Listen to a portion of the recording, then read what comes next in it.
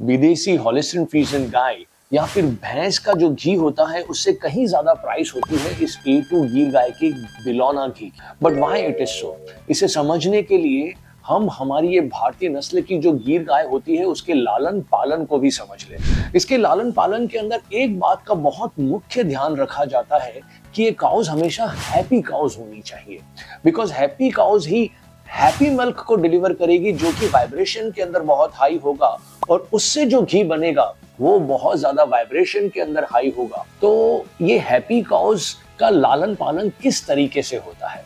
Happy cause की सबसे पहली टर्म है कि हम उसे चरने के लिए, फ्री ग्रेजिंग के लिए जंगल के अंदर भेज देते हैं। उसे खड़ी रख के एक जगह पे खाना नहीं दिया जाता है।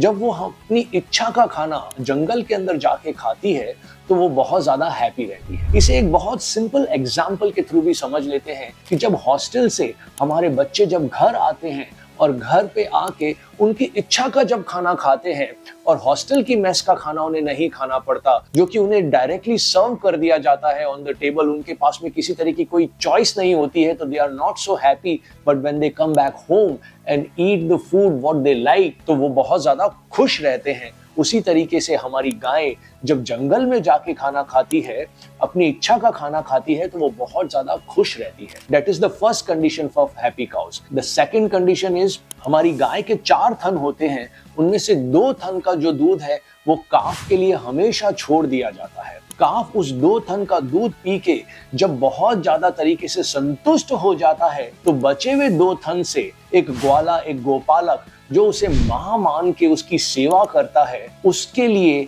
ये काउज जो है अपने हैप्पी मूड के अंदर, अपनी मोड ऑफ गुडनेस के अंदर उसे दूध देती है अपना बच्चा मानकर। तो ये जो दूध वो कलेक्ट करता है वो नॉन वायलेंस वाला मिल्क होता है, अहिंसात्मक दूध होता है। और ऐसे दूध का मक्खन बना के जब घी बनाया जाता है तो वो बहुत ज्यादा वाइब्रेशन के अंदर हाई रहता है। And third thing is, in cows का जेनेटिक म्यूटेशन कभी नहीं होने दिया जाता है, कि यानी कि इनकी क्रॉस ब्रीडिंग एंड इनकी इन ब्रीडिंग जो है उसका बहुत अच्छे तरीके से ध्यान रखा जाता है।